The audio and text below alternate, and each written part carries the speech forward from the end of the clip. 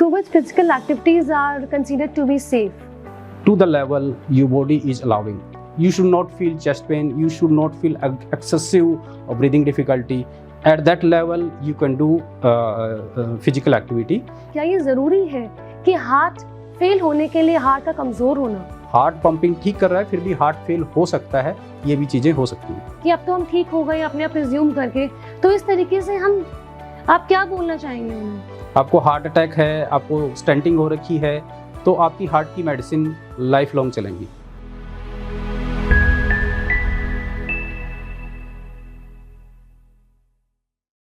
So which physical activities are considered to be safe? Physical activities after heart attack. See, heart attack means the artery is blocked, some area of the heart is damaged, now the heart pumping is low. So when we treat the patient with stent, then there is general concern of the general public that when they will do some exertion or some any kind of exertion, say it be it mild or moderate or severe exertion, then there are chances that the stent get displaced, or that's not true.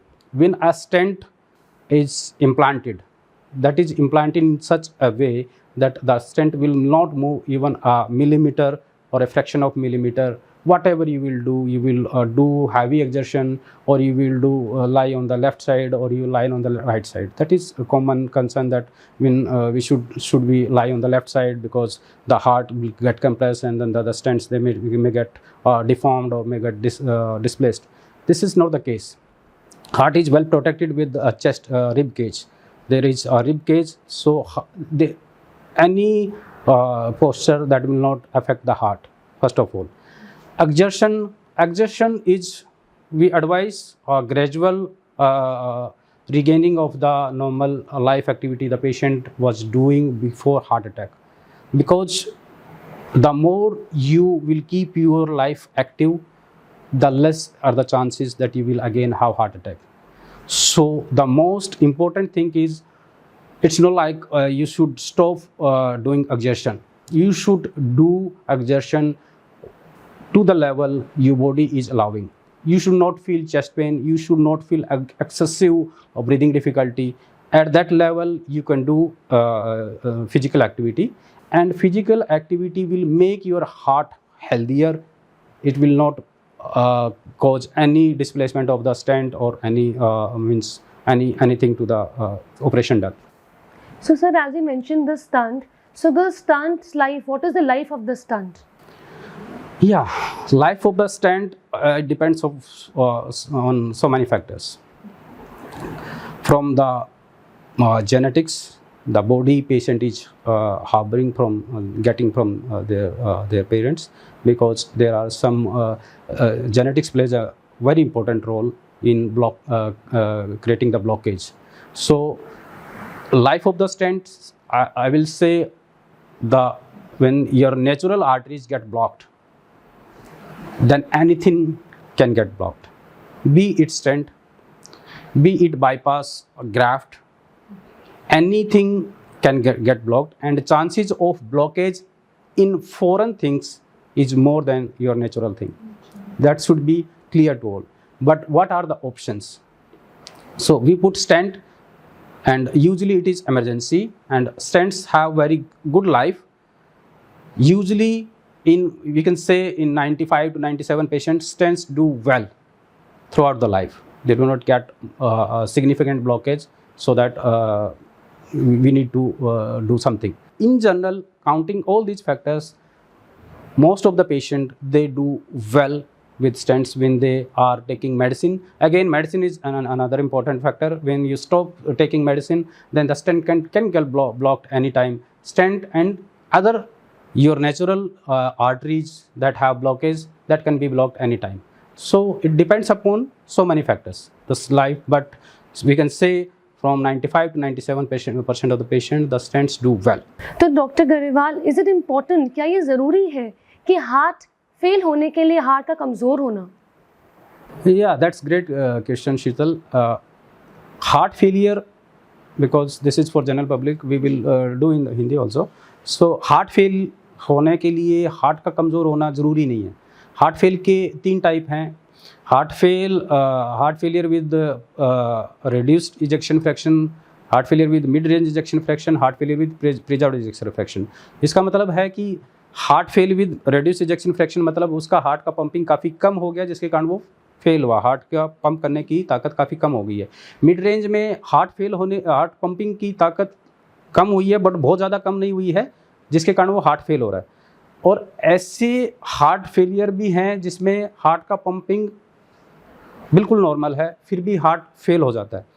उसमें कारण ये होता है कि heart का pumping जो बताता है वो आपका हार्ट ब्लड को बॉडी को देने की ताकत को बताता है, that is forward ejection of the blood. Heart का दूसरा फंक्शन है कि उसका रिलैक्स कितना हो रहा है, वो डायस्टोलिक फंक्शन। जब हार्ट उस ब्लड को पहले लेगा अपने अंदर और फिर उसको पंप करेगा, अगर वो ब्लड को पूरा ले ही नहीं पा रहा है तो वो पंप भी ऑब्वियसली नहीं कर पाएगा। जो वो ले पाना, रिलैक्स होके ब्लड को हार्ट के अंदर आना, वो डायस्टोलिक फंक्शन बोलते हैं। अगर डायस्टोलिक फंक्शन भी पेशेंट के अगर ठीक नहीं है और सिस्टोलिक फंक्शन ठीक है फिर भी वो हार्ट फेलियर हो जाता है।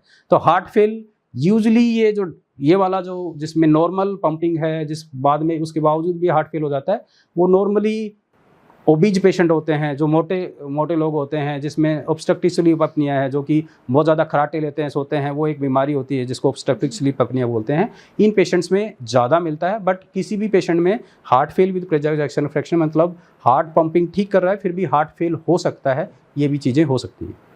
तो सर ऐसे भी बहुत सारे लोग हैं जो कि आजकल दवाइयाँ अपने आप छोड़ देते हैं, डॉक्टर ने प्रिस्क्राइब करी, चाहे वो बीपी की मेडिसिन हो चाहे वो हार्ट की मेडिसिन हो, तो वो क्या करते हैं कि मेडिसिन एक टाइम के बाद छोड़ देते हैं कि अब तो हम ठीक हो गए अपने आप रिज्यूम करके। तो इस तरीके से आप क्या बोलना चाहेंगे उन्हें? अगर हार्ट की मेडिसिन आपको शुरू हो रखी है, आपको हार्ट अटैक है, आपको स्टेंटिंग हो रखी है, तो आपकी हार्ट की मेडिसिन लाइफ लॉन्ग चलेंगी।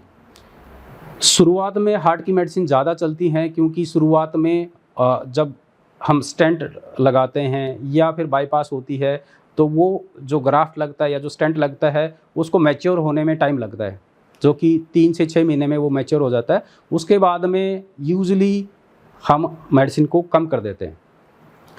आइडली अगर हम जो गाइडलाइन की बात करें उसकी देखें तो 1 साल तक हमें मेडिसिन ज़्यादा लेनी चाहिए, क्योंकि पहला दिन फर्स्ट 24 आवर, पहला मंथ फर्स्ट 30 डेज और पहला साल first 1 year is very crucial for patient those having stenting और बाईपास। तो उस टाइम में दवाइयाँ कम नहीं करनी चाहिए। उसके बाद बावजूद भी उनको पेशेंट को लाइफ टाइम दवाइयों की ज़रूरत पड़ेगी, उनको फॉलोअप भी लाइफ टाइम करना चाहिए। अगर दवाइयाँ बंद करते हैं तो उसका मतलब है कि आपको फिर से हार्ट अटैक के रिस्क में और लाइफ थ्रेटनिंग जो इवेंट होती है हार्ट अटैक के बाद में, जिसमें छाती दबाने की ज़रूरत पड़ती है या हार्ट फेल होता है, उनके लिए आप अपने आप को फिर से रिस्क में डाल रहे हैं। सो हार्ट की मेडिसिन कभी भी अपने आप बंद नहीं करनी चाहिए, डॉक्टर से कंसल्ट करते रहना चाहिए। यूजली हार्ट की मेडिसिन लाइफ लॉन्ग चलती हैं, बट धीरे धीरे जो कम करते हैं वो हम पेशेंट की अलग अलग हर पेशेंट अटैक का अलग होता है। उसका शुगर है कि नहीं है, उसको बीपी है कि नहीं है, उसका हार्ट का पंपिंग कितना है, उसको ओबेसिटी है कि नहीं है, उसका रिस्क कितना है, उसका दोबारा ब्लॉकेज होने का रिस्क कितना है और ब्लीडिंग होने का रिस्क कितना है, और उसका हार्ट का पंपिंग कितना है, जिसको बढ़ाने की भी हमें दवाइयाँ देनी पड़ती हैं। तो हर पेशेंट को अलग अलग दवाइयों की ज़रूरत पड़ती है। किसी पेशेंट को अगर जिसका हार्ट का पंपिंग ठीक है और उसका टाइम से उसने अपना इलाज करा लिया तो उसको 1 या 2 मेडिसिन लेने की ज़रूरत पड़ती है, बट जिसका हार्ट का पंपिंग बहुत कम हो रखा है तो उसको दवाइयाँ हार्ट को पंपिंग बढ़ाने की भी हैं। साथ में अगर उसको शुगर है तो शुगर की भी दवाइयाँ चलेंगी, बीपी की भी दवाइयाँ लाइफ लॉन्ग चलेंगी। तो एक तो पेशेंट को ट्रीटमेंट हमेशा ये सोचना चाहिए कि हर पेशेंट का हार्ट अलग है, हर पेशेंट का ऑपरेशन अलग है, हर पेशेंट की दवाइयाँ भी अलग ही होंगी, क्योंकि किसी का रिस्क प्रोफाइल है वो अलग है, हर पेशेंट अलग है। मेडिसिन कैसी चलनी चाहिए वो पेशेंट का पूरा प्रोफाइल के हिसाब से चलती हैं, और अपने आप मेडिसिन कभी भी बंद नहीं करनी चाहिए।